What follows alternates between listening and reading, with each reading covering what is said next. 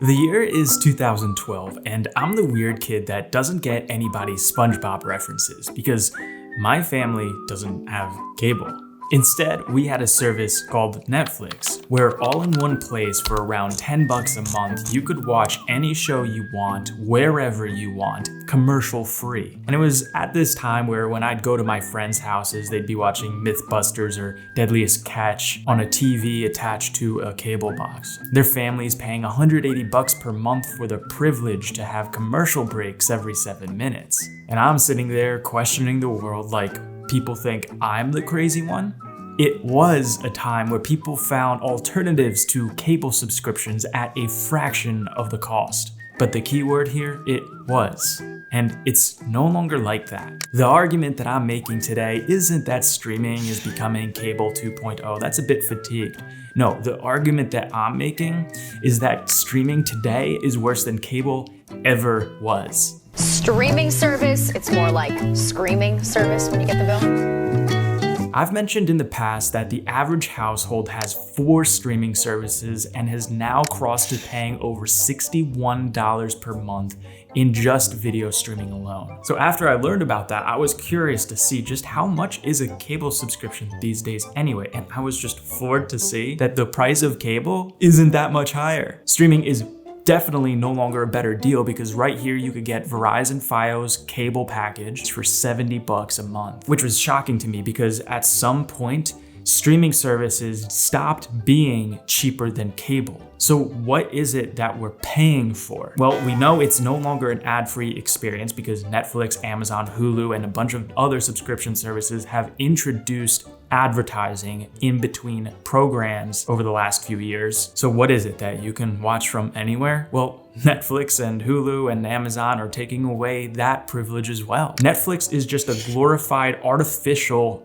cable box now. But unlike Netflix's recent restrictions, get this, I discovered that cable gives you even more freedom than Netflix does. Right now, you can watch cable from anywhere that you could get an internet access from, and you could log into any device, and it's not tethered to your household. That to me is shocking enough, but when you take it one level further, it makes you realize, wait a second, cable isn't geo-tracking you the same way that Netflix does. Netflix knows where you are all the time. Most users aren't aware just how much their data is being mined by these streaming services. So while you see the news that these streaming services aren't really profitable, they're making money on the back end. They're selling your information to somebody that wants it. Streaming services are aggressively tracking every move that you're making in a way that cable never used to do. I mean, cable always worked like this. As an example, when I have a sponsor on this video, myself and the sponsor generally know the type of audience that's going to watch this video. Cable operates in the same way. They typically know the demographics of who watches what channel and what TV shows. But when you're watching a TV show on Amazon, Amazon is gonna know when you ordered oatmeal last time, and they're gonna know how frequently you tend to go through oatmeal based on how often you repurchase it. And they can accurately predict when you're running out, and just in the middle of you watching Lord of the Rings, they're gonna flash you an oatmeal ad, gently reminding you that, hey, I should probably stock up on some more oatmeal. That's how targeted advertising is getting, especially on streaming services where they could serve you different ads based on your individual preferences. And as evil as that sounds, it doesn't necessarily need to be. My point isn't that. My point here is to say, hey, let's be conscious within ourselves about what we're consuming and how the world is working around us so that we can make better decisions on what we consume. Like if you subscribe to my YouTube channel because you think that my content is thought-provoking, and I hope you do, that's you making an active decision, an active choice saying, hey, this is the content that I want to be shown. But with streaming services, there's none of that really into consideration. I mean, just look at the lineup of the type of content that they're publishing. What I do is the weirdest thing in the world. Like there are people saving lives and I am making cake look like other things. I get comments on my page that if you turn to physical media, for example, you miss out on the latest and greatest shows. But how great are these shows? They're short-lived hype at best, and they leave no cultural impact because we binge the show and move on to whatever next show that they feed us the following week. There's no intentionality, there's no way to look forward to something, there's no way to actively discuss and communicate with each other, because when you're talking about your favorite shows online, everyone's seen different episodes. The movies and TV shows that streaming is putting out now is the equivalent of the replaceable content you see when you're scrolling on social media. And in my last video where I talked about physical media being cheaper than streaming services, I got some pushback from people saying, well, it depends on how much content you consume. And sure, if you're a Netflix mega user, maybe you're getting your bang for your buck monetarily. But when it comes to the type of content you're consuming, I'd argue that the cost of a Netflix subscription is way more than just money. It's how you choose to spend your time, and is that the best way that you can relax and unwind? Streaming has become a time suck. Instead of intentionally choosing what we're going to watch and planning it out thoroughly, we're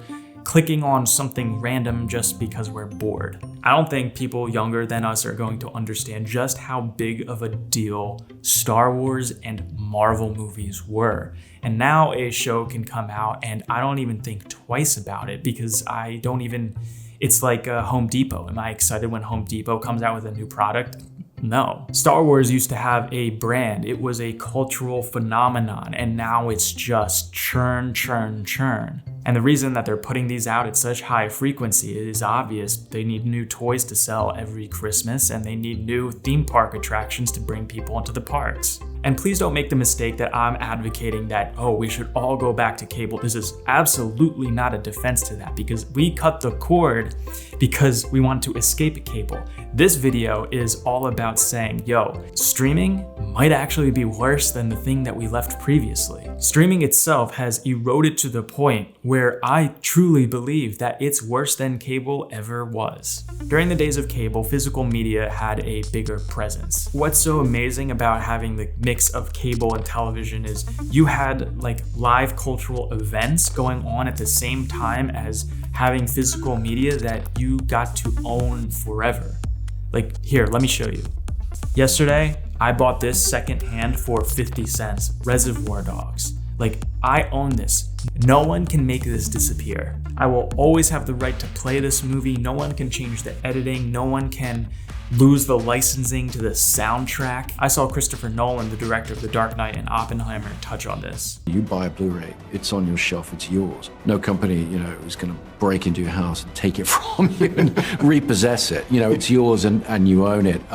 That's never really the case with any form of digital distribution. You're relying on the continued health of the supplier, the company who's supplying it. If you're sick of streaming services and looking for ways to detach yourself, really consider joining the physical media tribe.